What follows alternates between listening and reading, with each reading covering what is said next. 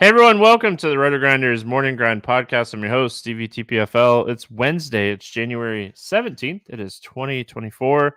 We have a 9-game NBA slate to talk about here on today's podcast, joined by my good buddy, Mr. Keith Eys819. Keith, what's happening, my friend? Not too much. No football midweek here, so focused on the NBA. Had an ugly 3-game slate on Tuesday night, so excited to break down a nice little 9-gamer here in the association. Value looking tough, but hopefully something will open up by tip-off here. Yeah, Fox is going bonkers. Grayson Allen is shooting lights out against the Kings. I talked about it on yesterday's podcast about how bad the Kings have been just defending the 3-point line, and like true shooting percentage opponent, they're like 24th, and like Grayson Allen's making them pay for it. Of all people, Grayson Allen, Right. like Kevin Durant is 1 for 4 from the field, and Grayson Allen is 6 for 8 from 3-point line at halftime in that game. It's like, that makes so much sense. Everybody had Grayson to lead the Suns in scoring tonight, right? Listen, I need Beal to get it going here. I was telling Keith, I talked about betting, Philadelphia on the podcast yesterday with all the Denver guys. It looked like Denver was going to rest their starters. That didn't happen, but hey, they covered, which is always nice. So we'll see how the rest of the day kind of shapes up here. I need Russell Westbrook. He was like a guy that I ended up good little chunk on his point, rebound, assist prop here. So need that to get going. I need Bradley Beal to hit his point prop. It'd be a good night. Those things happen. So enough talking about Tuesday's slate. Like you said, 3-game slate. That's past us. We got a really interesting 9-game slate here on today's Wednesday's slate. So let's jump in, have some fun. We get started. Minnesota at Detroit, 221 total. Minnesota is a 12-point favorite in this one. Edwards is questionable. And then on the Detroit side, Cunningham and Morris remain out. Let's start with Minnesota. Edwards would matter a ton. Karl-Anthony Towns is a completely different player when Edwards is on and off the floor. What are your thoughts here on Minnesota? Yeah, awesome matchup against Detroit. One of the worst defenses in the league. Edwards has been playing through this Q tag, though. I think he's been listed questionable at least the last 2 and played through it. So expect him to go here. If he misses, then Towns is one of the best plays on the slate at just 7,700. Assuming everybody in here, I think it's Edwards that I want to play for the ceiling, looking for the ceiling type. A little worried about the blowout here with the 12-point spread. But certainly if Detroit can keep this game close, I think Edwards could have a monster game. Gobert's been playing really well, 7,100. I think you have to have interest here. Detroit is terrible on the interior protecting the rim. I think Gobert could have a big game here, especially with rebounds. Don't have a ton of interest outside of those 3. Naz Reid's price is up. Conley doesn't have much of a ceiling. So, really, if Edwards is in, it's Edwards and Gobert for me, really. You can take some shots on Towns. His ceiling is just a little bit limited with Ant playing. Yeah, I mean, so I don't love Towns on this slate. I think this is a good Gobert spot. So I think I'd prefer Gobert unless Edwards sits. If Edwards is out, I think it's Cat all the way. His usage goes through the roof when Edwards is off the floor. Like you said, Edwards has kind of been playing with this like left knee injury that he's dealt with. If Edwards ends up playing in this game, I definitely don't mind taking shots on him at 8,300 against Detroit. The problem, like you said, is the game just potentially not staying close. Good point guard spot. Mike Conley's not a high usage point guard. I don't have Yahoo and FanDuel pricing up ahead of front of me. If he has a decent price tag that you can kind of take advantage, he has a really solid floor. It's just like his ceiling's kind of capped at about 35 points. Going to the Detroit side, now we're looking at a Detroit team that has been priced accordingly with Cunningham out. They get a really tough Minnesota defense. Anything jumping off the page to you here for Detroit? Yeah, tough spot for Detroit. Minnesota's been awesome on the defensive end this season. Bojan questionable. Actually, he's probable. So he's probable. There's not even injury situations here. They're adding Gallinari and Muscala as well from Washington. It's still really pending though. I thought they said they were going to play today. Okay. Maybe I misread that. I saw they're in Detroit for sure. So yeah, it looks like they're going to be listed questionable, but I don't really expect them to be in the rotation anyway, honestly. I think it's a boost. Like Knox has been playing a ton of minutes. He hasn't been doing anything with them. Alec Burks has been the guy who's shooting the ball a ton here. I think he hangs on to that role. If I was going to play anybody here, it's probably Alec Burks and just hope that he goes off for 30 points and keeps this game close. Like if I'm playing Ant Edwards on the other side, I want a Detroit piece because you need somebody to go off to keep the game close. As odd as it is to say, I think that guy's Alec Burks. Asar Thompson should have a role now with Livers moved in that trade.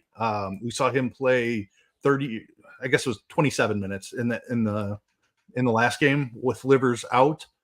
Maybe Gallinari steps into a role instead of Thompson, but I don't think so. Like what do Gallinari and Muscala have to prove? I think like they have to just keep looking at Thompson. They're waiting for that offense to come around. Maybe it never will. It's a really tough rebounding spot for him as well, and that's usually how he gets there, but he's only 4,400. If he's going to be out there for upper 20s minutes, I don't hate him, but nothing to get real excited about here on the Detroit side, honestly. Yeah, I think it was just more of moving Bagley's contract more than anything else. Yeah, they got a couple of picks for it too. Yeah, so I mean, I think that's more of what it was, if anything else. And like honestly, I don't mind the Burks call. I love the Thompson call. I think Thompson's really interesting in tournaments. And of all people, I think Kevin Knox is interesting in tournaments. Ever since like this trade has happened, he's played 35 and 33 minutes. He's going to be a guy getting big minutes with Cunningham out. It's just whether or not like he's shooting well. If he's shooting well, he's getting to the free throw line. He's a guy that can get rebounds, assists, blocks, and steals. So of all people, Kevin Knox, I think is somewhat playable here for Detroit. More like you said, though, I think I'm really kind of focusing on Detroit if I'm taking shots on like Edwards or Cat or Gobert type plays. San Antonio at Boston, 238.5 total. Boston's a 17.5 point favorite in this game. Bassey and Collins out for San Antonio. Drew, Porzingis, and White all questionable here for Boston. Seems like a good spot if those guys are really banged up to give them a day. Let's start here with San Antonio. Still, I mean, we should note, like, last time out, Wemby played 27 minutes. You know, he's been very strict on this, like, 23 to 25 minute little bit extra run. He was having a really fantastic game. The game was staying somewhat close. I don't know if I expect 27 minutes a night from Wemby. He's 8,700. You know, the price tag is definitely reflecting a matchup with the Celtics. What are we doing here with San Antonio? He just keeps smashing in like 25 minutes. And like he keeps putting up 50 fantasy points every single night, and he's not playing over like 26 minutes. Like the last game was the first time he's done that in a really long time. So I'm with you. I think you can only expect like 24, 25 minutes out of him, but that doesn't mean 50 fantasy points is out of the question. And at 8,700, like that's playable. I mean, he's definitely unique and probably the best fantasy point producer that we're ever going to see in our lifetime. You would love to be able to get 30 minutes out of him. I don't think that's happening, but I like the 50 point thing just keeps on happening. Tough matchup against Boston. I think you would like to see Boston rest some guys to lower that spread a little bit because the blowout risk is certainly real. Although Wemby could still play 24 minutes in a blowout because like it's, I don't know, like if the game's getting away from him, they probably just run him out there for his last shift before they wave the white flag and put all the scrubs in. So I still think he plays 24 minutes even in a blowout. Wemby's really my only target here. And it's a tough click knowing you're only getting mid-20s minutes out of him, but he's shown off that he still has a ceiling, even in a tough matchup against Boston. I think Barlow is someone you could take some shots on at his price. He's a 17 to 22 minute guy. Seems like he gets a little bit more run and blowouts. So I think Barlow with Collins out is someone you could take some shots on. That's really it for me. I'm with you on Wemby. I mean, like, if you're playing Vassell and Keldon Johnson, just make sure you're not playing them together. They kind of cap each other. Trey Jones, he has a ceiling game every once in a while, but he has to shoot lights out and keep shooting for Trey Jones to get there because he's not a guy that has a high usage rate. Boston side of this game, I mean, it's tough here because if Porzingis, White, and Holiday all end up sitting in this game, Boston becomes so much more interesting because maybe the game stays closer and the value guys are going to get minutes. Because, like, if Drew and White sit, Pritchard's the best play on the slate. He's 4K going up against San Antonio. Not necessarily going to be the first guy off the floor in a blowout. And then, like, even a guy like Banton probably plays a good amount of minutes here at 3K, blowout or not. So this slate is definitely going to be dictated by whether or not Porzingis, White, and Holiday play. Luckily, it's a 7:30 game, and we should get this news pretty early. Yeah, you definitely have to keep an eye on the injury news here. I think I want to play blowout guys anyway. Guys like Pritchard, Hauser, Brissett, even Cornette maybe gets a little bit of extra run. Assuming that we don't get a ton of value opening up and Luka's questionable, we'll get to that. But like if we're lacking value, I'm totally fine playing the blowout angle for Boston, especially if guys like Porzingis and Holiday play and White. Like you can probably just schedule the blowout. Boston's one of the best teams in the NBA, and San Antonio, let's face it, is one of the worst. So guys like Pritchard and Hauser, I think, are still in play, even if the questionable guys do play.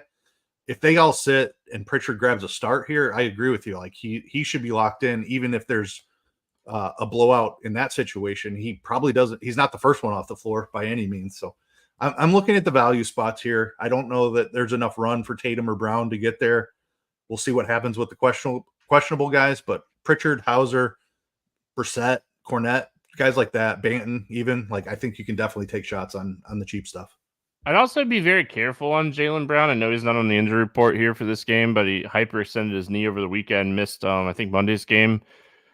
I think he'd be if they're blowing San Antonio out, you're probably looking at like the 26 to 28 minute instead of like the 33 to 35 minute Jaylen Brown. I think he'd be one of the first guys off the court in a blowout because of the knee. So just kind of be careful with this game overall. If everybody plays, I love the blowout angle. I always love Jason Tatum in a spot where, he should crush in this matchup. Just a game that I hate to say, I hate predicting blowouts, but this game shouldn't be remotely close. In Boston, San Antonio's bad. Boston's a good team. This game shouldn't stay close. Miami at Toronto, 228 total here. Miami, a 1.5 point favorite. Kevin Love and Jaquez out for Miami. Podol, Porter out. Trent questionable for Toronto. Let's start with Miami. Jimmy Butler. Miami doesn't play around, man. If they say their guys are good, they're going to play. Played 40 minutes in his return after missing, it was almost like 2 weeks, right? A little over 2 weeks. Yep. No minute worry there. Bam expensive. He's 9K. Hero kind of priced up as well with Butler back. What are we looking at here for Miami? Yeah, Miami's always a tough team for me. Like, I don't like playing Jimmy Butler. I think I prefer him over Bam just for the savings, but I'm not excited about clicking him. I think he's probably locked in for at least 36 minutes in a close game. I worry about the ceiling. I know he was really good in that first game, but we just, like, the usage hasn't been there this season for the most part with Bam on the floor and Hero back now as well. So I'm a little worried about Jimmy's ceiling. A guy like Caleb Martin should have a pretty solid role here without Jaquez. Saw him play a bunch of minutes in that last one, 34 minutes for Caleb Martin. He had been kind of living in that mid-20s range, and Jaquez was a guy playing upper 30s. But with Jaquez out, I think Martin is playable. I don't have a ton of interest outside of that. Jovic has not had a role with Highsmith back. He has a role, but not enough to want to target him for upside in GPPs. So I think a guy like Caleb Martin in the mid-range, Butler would be my favorite spend up on the Heat here. Yeah, I don't mind Butler. Highsmith had been starting there for a while, and then the other night against Brooklyn went back to the bench. So I think if Highsmith starts, you could play him. But, with Butler back, I don't see Highsmith starting, even with Jaquez out. So I think Butler's the play. Or Hero. I always think Tyler Hero is in play just because, like, he's a guy that when he's hot will put up 10 plus threes. And if he's hitting them, you're looking at, anywhere from 15 to 21 points just on threes. And then, like, if he can fill in some rebounds and assists and stuff like that, So I don't ever hate taking shots on Tyler Hero. It's like Duncan Robinson. Those two guys, when they get hot here on the Heat, what a name, the Heat. Toronto side, I don't know. I'm not good with jokes. I'm dad joke central over here. We got to see, like, Gary Trent is an illness, so like you never know with those night before. He could wake up feeling better tomorrow. But we should continue to see guys like Jonte Porter get some minutes. Thad Young continue to get some minutes here, but they're kind of really spreading these guys out. I think like if you're attacking Toronto, you're probably looking at like Siakam or RJ Barrett has been a guy that's just, nice usage here with this new team. Scotty Barnes, I make fun of his rebounding. He goes out and grabs 13 rebounds against Boston the other night. What are your thoughts here on the Raptors? Yeah, I mean, since the trade, like, you have to pay attention to what's happening with this team. Like, the addition of Barrett and Quickly has really limited the ceiling of Scotty Barnes and Pascal Siakam. So I don't think I'm going up there. I would rather live with the cheaper guys like RJ Barrett. I love that call. I think he's my favorite play here. I don't mind Quickly, but he's a little bit more expensive than Barrett. A guy like Schroeder has been playing big minutes off the bench. Like, he's not been producing a ton. But at 5,500, if he's going to see upper 20s minutes, I think Schroeder's in play. The center situation has been tough. Like, Thad's been drawing the start, but not playing a ton of minutes. One of those was foul trouble related. Porter got a ton of run in that game. I think if I'm just targeting one of these big men, it'd be Porter just for the upside and hope that he runs in to a few extra minutes. It's not a great spot with Bam on the other side, and his price is now coming up a little bit. He's 4,300. But, I mean, I still have to think he has more upside than Thad Young. So Porter over Young if I'm chasing a cheap big man. RJ Barrett, the top play for me overall. Really like this role that Barrett, and like the price is just not reflecting like his like ceiling. His ceiling with this team is like 45 to 55 ish points, and like that's a good ceiling for 6,600. Hate the matchup. Miami plays slow. They play good defense. They allow, I think, like the second most like shot attempts per game. But I think that you could take some shots on Barrett still at this price point. Orlando at Atlanta, 233.5 total here. Atlanta 3-point favorite. Harris and Franz Wagner out for Orlando. Hunter and Matthews out for Atlanta. Let's start with my Magic. Paulo's price has been tough to swallow here in certain matchups, but now we're getting a huge uptick in pace. This should be a very fast-paced game. I think he's on triple-double watch in this one. Yeah, this is an awesome spot for Paulo. A nice price decrease as well. He's been living up in the 9Ks, down to 8,800, and this is the best matchup he's had in a while. He's been down over the last couple of games, but like you look at his matchups, Knicks, Thunder, Heat, and Timberwolves. Like, those are four of the best teams in the entire NBA at defense. So, and he was absolutely smashing without Franz before that. I love this spot for Paolo Banchero. I think he's one of the top plays on the slate. I don't think I can touch anything on this Magic team outside of that, especially with Wendell Carter back. Like you can't play Goga or Mo Wagner. Like the minutes are going to be all over the place. If I was targeting something cheap here, it's probably Caleb Houston, who's been playing pretty decent for them. There's definitely risk there as he can kind of disappear, as we saw in that last game, but he has a couple of spikes games since he's jumped into the starting lineup. But it's Paulo here. That's basically my main target.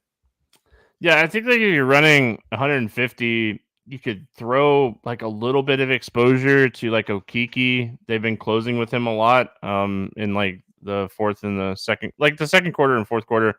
He's been starting and then like sitting a large portion of the second and fourth quarter, but like he's still closing, and they like his defense. They like his scoring. So I think like if in large field tournament stuff, you could potentially take some shots on like Okiki.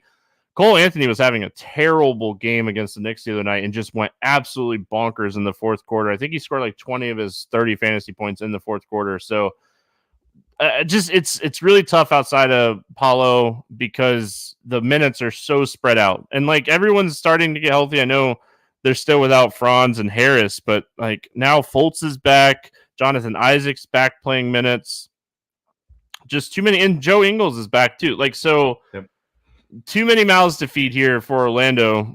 In a close game against the Knicks the other night, I think they ended up playing, 9 guys. It might have been 10 guys. So really tough to play a team that's that deep right now. Atlanta's side of this game, though, the price for Jalen Johnson is something that I'm always interested in because this guy, he just shows so much ceiling on a nightly basis.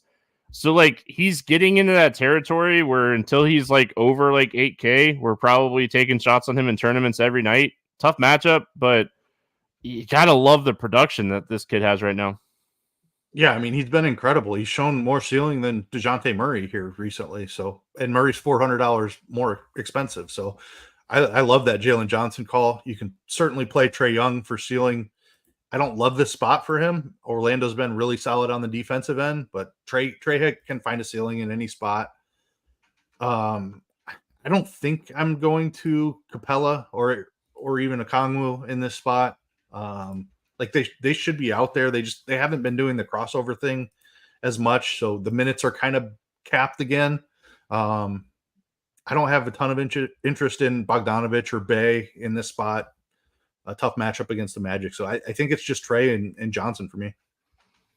That's really it for me as well. Like too many minutes spread out between Okongwu and Capella. Like they're so unplayable right now because they're just splitting time. And I mean, like Garrison Matthews is getting minutes now. Like there's too many people that they're trying to get minutes. It's like these two teams mirror each other. They're playing too many people. This is when like you really love that like play-in tournament that we were getting because the rotations were tightened up, and that's why we love the playoffs and playoff basketball so much because it's just so much better when it comes to rotations. Milwaukee at Cleveland, 236 total here. Milwaukee a 4.5-point favorite. Their injury report is clean here night before. Garland out, LeVert questionable for Cleveland, and Mobley out still as well. Start with the Bucks. Healthy team going into Cleveland. Should be a good competitive basketball game. What do we like here from Milwaukee? Yeah, it's a tough spot with the matchup against Cleveland. Everybody healthy. Everyone's just kind of priced where they should be. That's not to say that Giannis can't have a ceiling game or Dame pops off for 40 actual points. Like these guys certainly have ceiling. I just don't know how much I'm chasing it on a 9-game slate in a tough matchup. Like Middleton's minutes have been back up there in the 30s. I think he's playable at 7,600, but not necessarily a primary target. Yeah, I mean, I think just given the prices, Dame is probably the guy I would look to here at 8,600 to try to find the ceiling. Of course, Giannis is always in play, but 11K, I'm just not sure how often I'm going all the way up top of the salary range. So not excited about anybody really. Dame would be the guy if I'm looking for a ceiling here. I think like if you're playing a bunch of teams, I think you got to get some exposure to Giannis just because like it feels like this is the type of game he would get up for and have one of those like big triple-double type games. So, but outside of that, like Middleton's price, I know he's had some good games here recently. I hate the price tag for Middleton. Bobby Portis is someone that I love to play from Milwaukee, but like his price is caught up to the production and like it's 5,800 now. He still has like 45 plus point upside, but it's just tough because like Crowder's back and Crowder's going to play. What do we think he plays? 15, 20 minutes here coming back from injury. So like that's going to eat into some minutes as well. So I think it's Giannis for me. I don't mind Dame. I never mind taking shots on Dame, but I think this is a better matchup for Giannis. I'd like the discount you get for Dame though.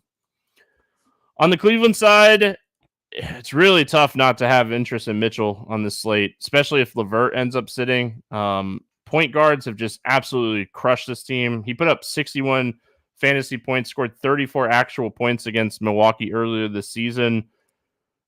Might fly under the radar a little bit. 9-game slate. He's not cheap. What are your thoughts on this Cleveland team? Yeah, I love the Donovan Mitchell call. If he's low, one of the low-owned studs, I will definitely be well over the field on him. I think this is a great matchup here against Milwaukee. Like you said, I've struggled against point guards all season long. And on top of that, Jared Allen's price tag is out of control. I know he's been awesome recently. 8,100. I struggle to pay that with Giannis on the other side. Brook Lopez is a decent interior defender. Like don't think this is a Jared Allen spot for me. So love the Mitchell call. Should play upper 30s minutes in a close game. He definitely has massive ceiling here. Anything beyond that, I think I need LeVert out. I think if LeVert does sit, you could take shots on Sam Merrill. The price tag at 4,600. A guy who's been shooting the ball a ton off the bench. I don't mind him. I think Max Strus would play a ton of minutes if LeVert wasn't available as well. Don't love the price tag at 6,100, but I mean, if he's going to play 38 minutes in this spot, I think he's playable. That's really about it. Fade on Allen, overweight on Donovan Mitchell. What's crazy, I looked before the podcast, and Mitchell's like point prop is 33.5. Like, Oh, wow. there's no, that's a big there's number. no secret for like how good of a spot this is for Mitchell. So, like, if you're curious, just like how the sports books are already looking at Mitchell, like they're looking at this spot as we're making sure you're not getting a freebie. So I love that kind of stuff when you're like digging into research and you're like, all right, this is an amazing spot, high usage point guard against Milwaukee. And then you're like, all right, well, sometimes they're sleeping. Not a secret. Not sleeping on this one. So yeah, I mean, definitely interested in Mitchell and Allen. If LeVert sits, I think it'd be Sam Merrill for me. I think that's who I would take my shots on. Yep. All right, Houston at New York. 218.5 total. We've had all these high total games. Got to get back to New York here. 4-point favorite here for the Knicks. Bullock, questionable. Eason out for Houston. Brunson, Hart, questionable for New York. Mitch Rob still out.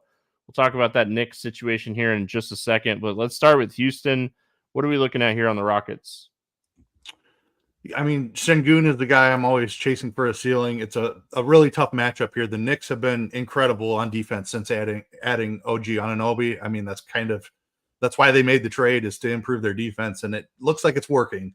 So really tough spot for Houston. Şengün's the guy I'd be chasing ceiling on. Like Van Vliet, that's a tough spot for Van Vliet, I think. Jabari Smith has played well.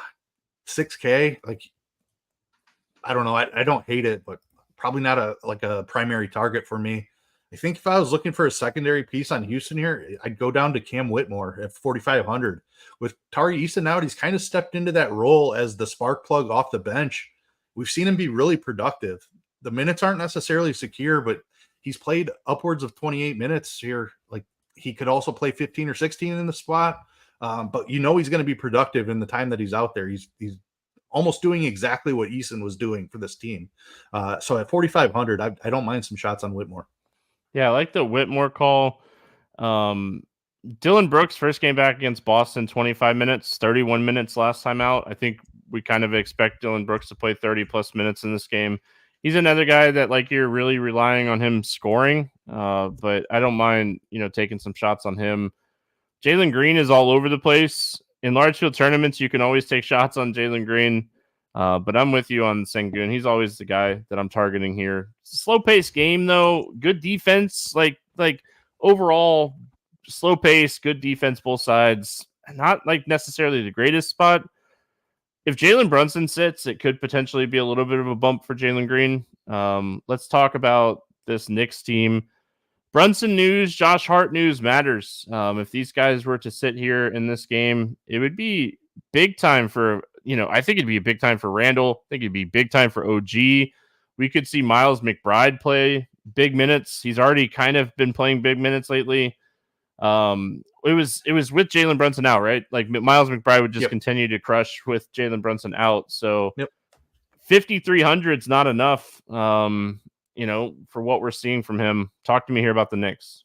Yeah, McBride has stepped in for Brunson the last two games and played really well. Minutes are up there. We know Tibbs loves to run the guys he trusts out there. 36 minutes and 38 minutes for McBride while starting for Brunson the last two games. So completely agree, 5,300 not enough if Brunson sits here.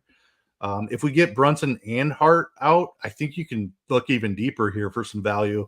Like, DiVincenzo should have really safe minutes in that spot. His price tag is up there quite a bit. Anunoby's going to play upper 30s minutes if there's no Hart, I would think. He might even play 40 in this spot, honestly, and should see a usage bump as well. Like, Achua is interesting to me in that spot if Hart was sitting, but honestly, they've only been running him behind Hartenstein as just the backup 5. They haven't really been playing Achua at the 4 much at all. So I like maybe a guy like Quentin Grimes gets a boost in that spot. But I agree, like the Hart stuff matters as well because he's been playing big minutes. Somebody would have to get elevated in that spot. And like I said, maybe it's just DiVincenzo and Anunoby play 40 minutes in this spot, but pay attention to that news. The Brunson news matters. It's really easy. Just plug in McBride. If Brunson is out, if Hart's out, I think it gets even more interesting here. But a slow-paced game, like if there's no injury news, I don't have a ton of interest in this Knicks side. Like Randall's playable. His usage has been insane since the trade, up around 34% was the number last time I looked at it. So he's always playable in any matchup now that RJ Barrett's out of town. But I don't have a ton of interest overall if everybody plays here. Yeah, if we get some, I mean, if Brunson and Hart sit, like you said, McBride, I think DiVincenzo would be my second favorite if Hart were to sit. Because, like, you think the minutes would go, OG, I just don't know how much more he can play minutes-wise. I mean, he's pushing 40 minutes a night right now. So I think DiVincenzo would be someone that maybe ends up in the, like, 35 to 40-minute role if Hart ends up missing this game. The Knicks, as much as we dog on the Knicks, they have tight rotations and they play their guys a ton of minutes. So, I mean, always a team you could target. If everyone's healthy in this game, probably staying away from the game in general. Charlotte at New Orleans, taking on the Pelicans, 229.5 total here. Pelicans, 12.5 point favorite. Hayward out, Williams out, McGowan's, Miller, and Nick Lakina out or questionable for Charlotte. And then Ryan remains out for New Orleans. Let's start here with Charlotte. Any interest here in the Hornets? Yeah, I mean, LaMelo back. The prices are starting to adjust, though. Terry Rozier is down to 7,500. He still has room for ceiling, even playing next to LaMelo. LaMelo helps set up his shot, honestly. We just saw that in the last game. He scored 26 points against a tough Miami defense. So now that the price tag is coming down, I think Rozier is playable. LaMelo is the ceiling guy. I don't necessarily love this matchup for the Hornets. But I do love the other side of this, so I'm probably looking for a couple of runbacks here. With Rozier getting the price decrease, I think that's my first look over LaMelo, even though I do think LaMelo has a little bit higher ceiling. But the savings is nice down to Rozier. Bridges should continue to play huge minutes. I don't love him as much with LaMelo back here. I just don't think there's enough usage for him to see what he was seeing. So those are the three I'm really looking at. Brandon Miller should be back for this game as well, I believe. We'll see what the starting lineup looks like. It's possible Martin keeps starting and Miller comes off the bench. I think Miller is more playable if he's off the bench rather than playing next to Ball and Rozier and Bridges. So just keep an eye on the starting lineup for maybe potentially playing a guy like Brandon Miller. But really, I think Rozier at that price point is my favorite player. Yeah, with McGowan's and Miller both questionable, if they both end up sitting, I think like overall, my two main targets continue on the Charlotte side are going to be Rozier and Ball. I mean, these guys combined for 47 shot attempts the other night. Like, they're your high usage guys. We're still going to see Bridges get up shots as well, but Bridges is a guy that his price is probably right around where it should be. So I think you want to attack Ball and Rozier more than anything else in this one. Cheap pieces would all depend on like who's in, who's out. Just overall, I do think PJ Washington's price is somewhat interesting, but like his usage is going to be really low. So you just worry about that. Going to the other side, the New Orleans side, one of my favorite plays on this entire slate is Valanciunas. If this game remotely stays close, Valanciunas is going to smash on this slate. The minutes, always concerning with Nance. I know Nance eats into his minutes. I get it. But if this game stays close, I think Valanciunas is a guy, double-double for sure, type upside, in the 40-50 range.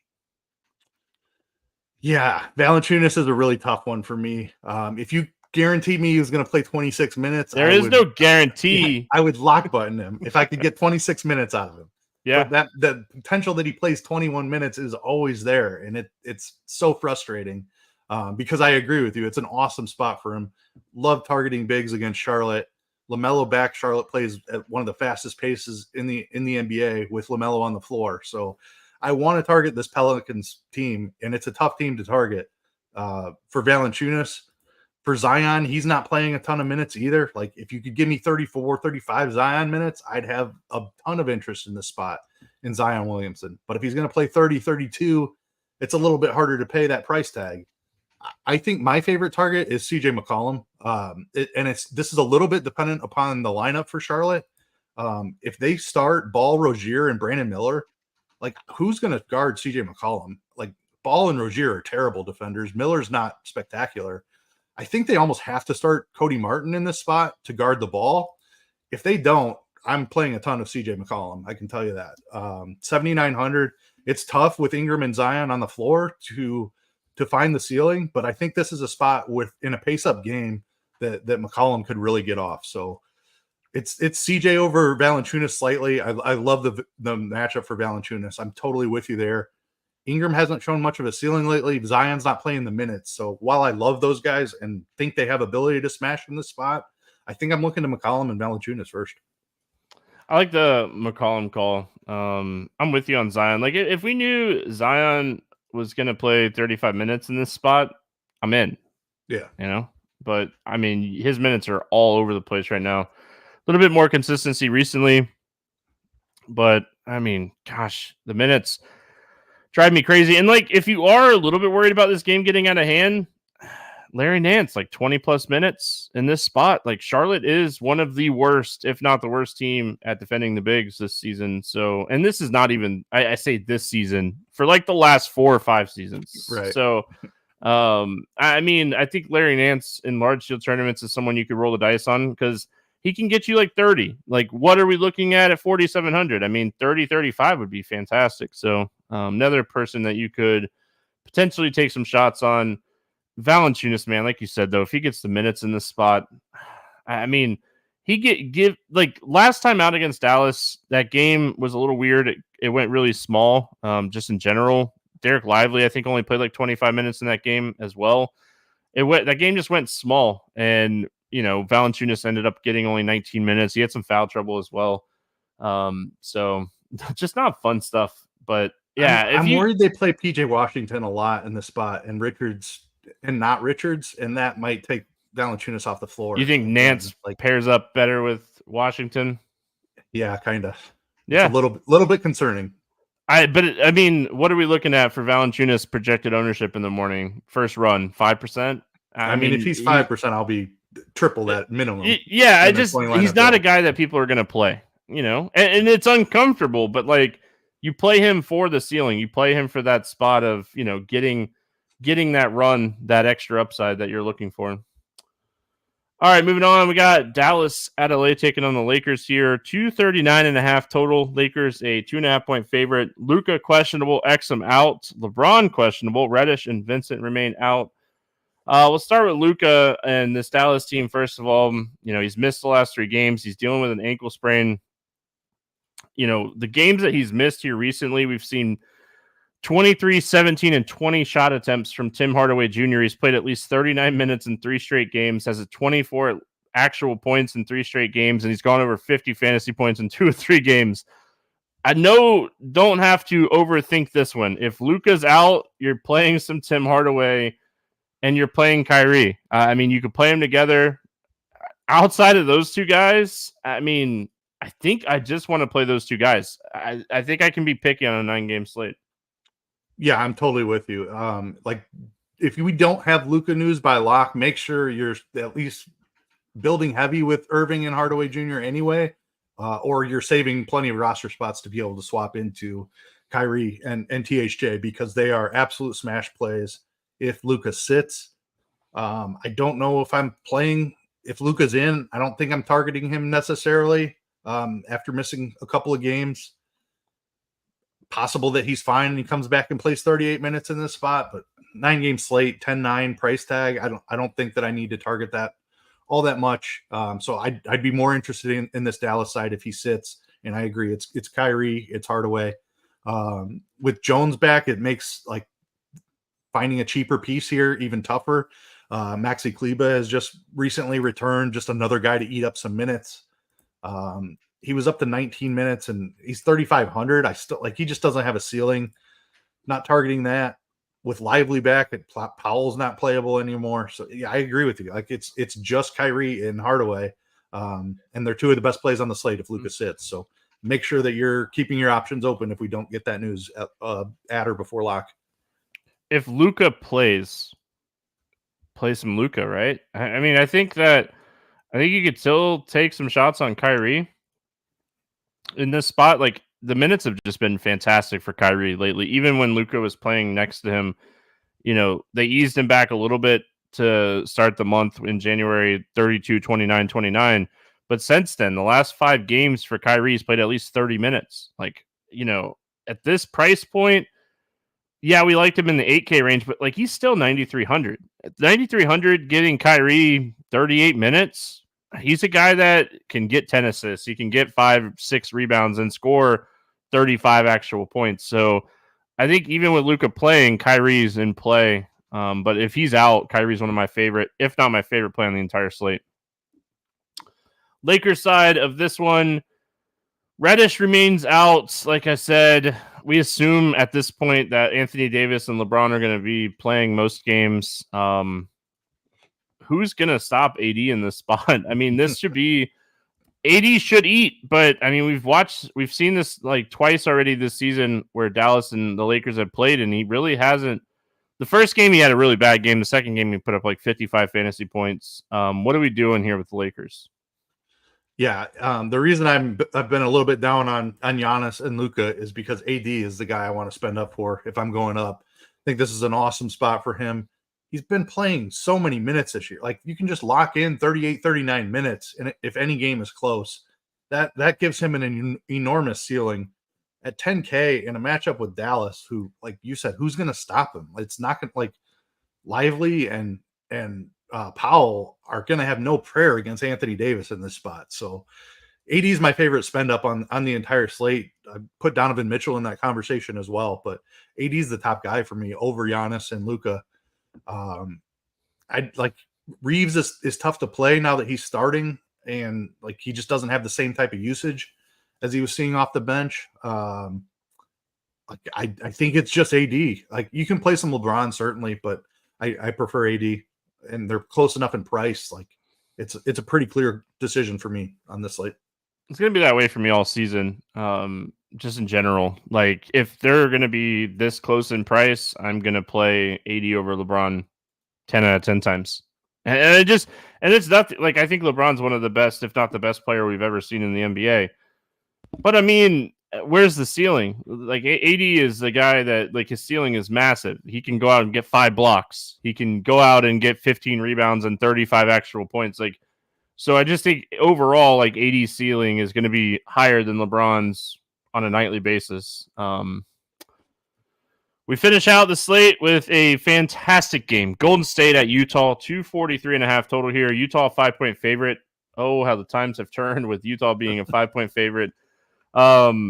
Moody, Paul, Peyton out. Let's talk Golden State here first. Draymond's back.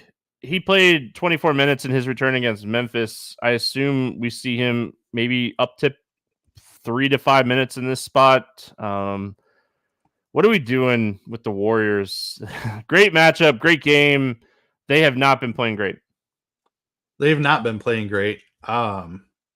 Green back limits the upside for guys like Saric, and Looney's not even, you can't even consider him. Been playing less than 20 minutes here recently. Trace Jackson Davis is still hanging around the rotation as well. So outside of Steph, it's really hard for me to want to click anybody here. Steph being under 9K, I think he is in play. I know he's been struggling this season, hasn't quite been shooting it as well as the greatest shooter of all time that he is. But at 8,500, a great matchup against Utah. And Utah's been playing a lot better here recently. They still struggle on the defensive end, though. So Steph at 8,500 is in play. If I was taking shots on anybody else on the team, it might be Draymond, even in limited minutes.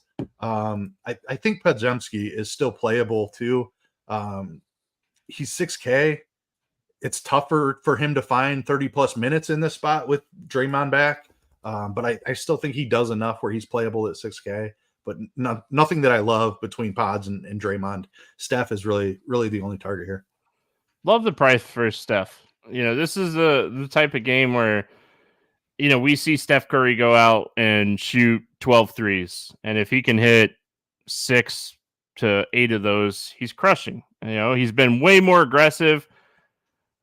Curry's better with Draymond on the floor. I mean, I'll say it. I'll keep saying it, and like, it's such an overlooked aspect of like how good Curry has been over the last few years, So Draymond is going to get Curry open looks and Curry's going to hit him. And you just hope that he hits enough where he hits the ceiling. I don't necessarily hate Clay. Clay's been way better on the road this season than at home. So odd. Usually it's backwards, but I think Curry and Clay are my two favorite plays here. With Draymond being back, I'm hesitant to play Sarge and Wiggins and these guys. I like the Kuminga role. If Kuminga can continue to get like 28 plus minutes at 5,500 against Utah, hard not to have some interest here in Jonathan Kuminga. Going back to the well here on my boy Markkanen. I'm going to keep playing him. They're not going to raise his price. I'm just going to keep playing him. Absolutely love what Markkanen's been doing. 8,300 is a steal for a guy that has put up over 48 fantasy points in 4 of his last 5 games. Great matchup against Golden State. Love the Clarkson roll off the bench. Talk about it all the time. But I think this is a pay up for Lauri Markkanen spot. 100% with you. I think Markkanen point per dollar is the best play on the slate. 8,300 is way too cheap for this role. The Jazz rotation is a nightmare to figure out, but the 2 guys, I suppose, like Markkanen is the guy you feel best about getting the minutes. He should play between 28 and 32. Clarkson, another guy, I think you can feel pretty solid about him running out there for somewhere near 30. The rest of the rotation is a nightmare, but Markkanen, this is a fantastic spot for him. Love the price tag at 8,300. Love the ceiling in this matchup. I do have small interest in guys like John Collins. Walker Kessler's price is down low enough. Talk about a guy who's been losing minutes. I mean, he's got a 14 and a 15 in his game log minutes-wise in the last couple. He played 15 or 25 in the last one, rather. He's down to 4,800 now. He's a good enough producer per minute. If he can find 24, 25 minutes in the spot, he could absolutely smash that price tag. Don't hate that call. The minutes, like you said, are kind of all over the place. My problem with like a guy like Walker Kessler is like, does he get forced off the court in a game against Golden State, like size-wise, So that's my only concern. Like, I think like in large field tournaments, you could take more shots on like a Kelly Olynyk in this spot, just thinking about the matchup, playing the matchup game. And like both of them might not get the minutes in this game. It might be like a Fontecchio, getting a few extra minutes, the John Collins call. Collins. Yeah. Yeah. So, I mean, like, you never know when you're facing the Warriors because like the games sometimes just go so small. That's why I love Markkanen. I'm going to play me some Lauri Markkanen. Just wanted to hammer Markkanen home one more time. Like this game. Great game to finish the slate on. Really glad for what it's worth. Every once in a while, I'll be like, we left games off the slate. I am ecstatic that we don't have to have this Portland Brooklyn game on the slate here. So fantastic job by the sites leaving this one off. They're like Brooklyn, Portland. X. All right, let's play the morning grind game, and then we'll ship it off into Thursday, where we got double podcast Thursday. We got NBA. Keith will be back. We'll be talking divisional round, some really good football games that we're going to be breaking down. So glad I don't have to worry about Cooper Kupp and Puka Nacua. I've gotten them wrong all year. All year I've got those two wrong. I got them wrong again last week. Stafford, my highest owned quarterback. Cooper Kupp, my highest owned wide receiver. You all know the rest of that story. Favorite play under 5K to go 7X. Who's your cheapie today? This is a bit of a tough one before we get the news. I do feel pretty good about Asar Thompson's role, though. With Livers gone out of the picture, I think Thompson should play 20 plus minutes, mid-20s, 4,400. Don't love the matchup, but I think he can get there. I thought you were going to take my guy because we were breaking down the game, and I was like, oh my gosh, he's talking about my guy. I'm not going to say anything else. He's talking about my guy. He's going to take him.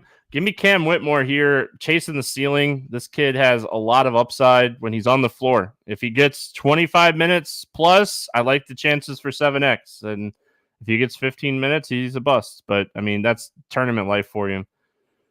Over 8K to go under 5X. Who's your bust today?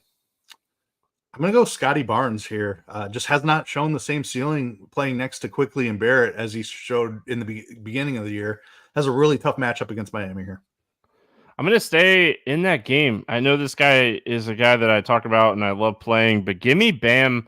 Butler's back. Hero's healthy. I think Bam at 9K. The price is just high for Butler being on the floor. His usage goes down.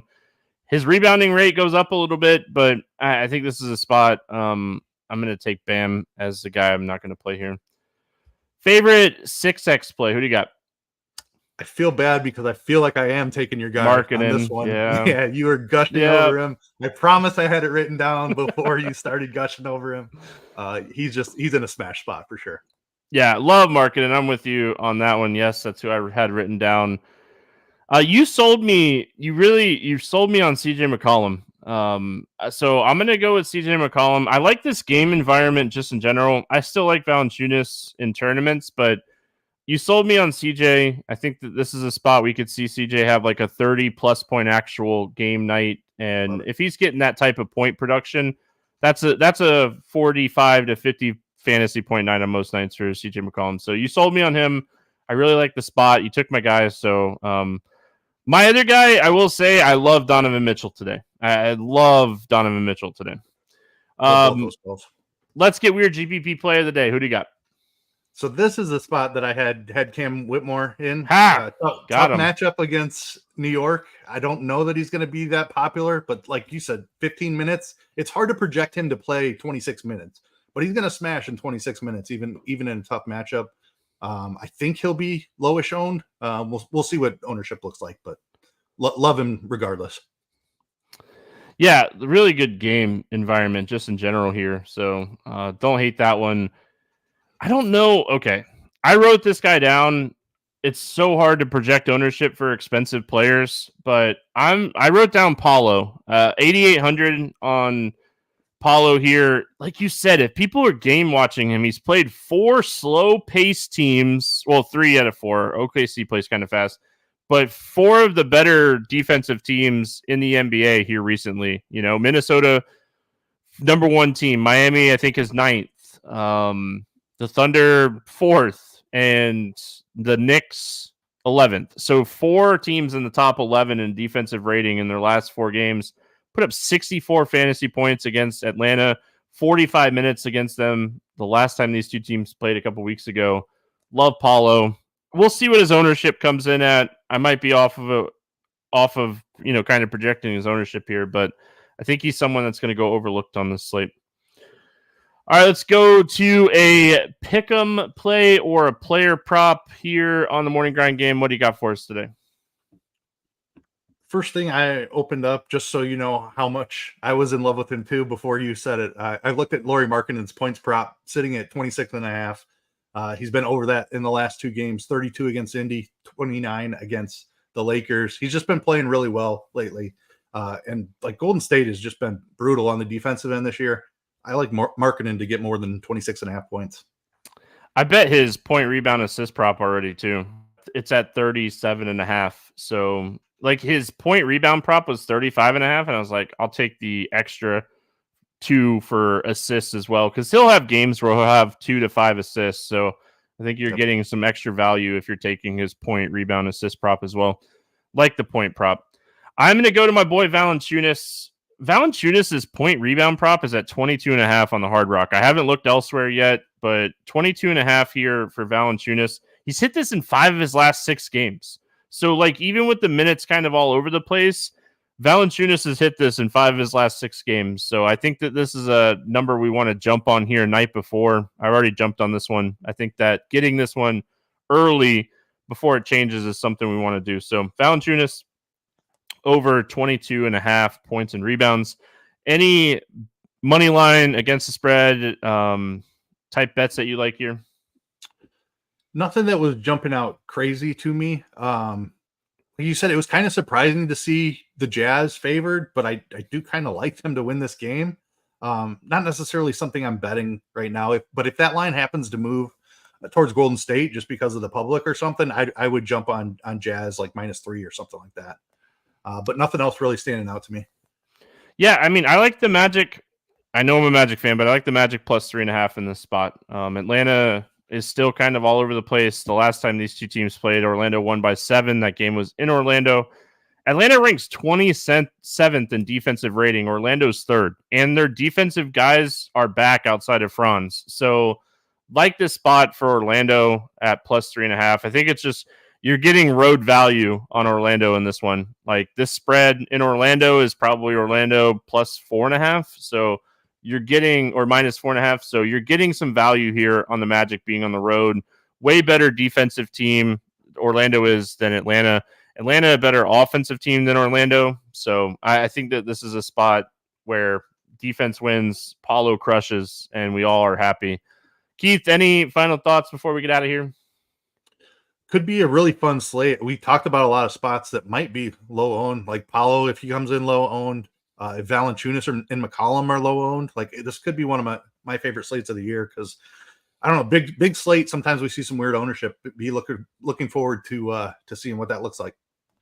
You know how you get bonus bets on sports books all the time. I did, however, take a bonus bet and Paulo Banchero triple-double plus 4,000. So I will be rooting hard for a triple-double from Paulo. Like, I feel like, that number is really solid, if you're if you have one of those bonus bets sitting around. So I think it was like a $10 bonus bet that they gave me for like a single game parlay. So there you go. Keith, any final thoughts before we get out of here? I think that'll do it. All right, we're going to jump out of here. Like I said, 2 podcasts tomorrow. We got basketball and football. Hope everyone has a fantastic Wednesday. We'll see you again tomorrow.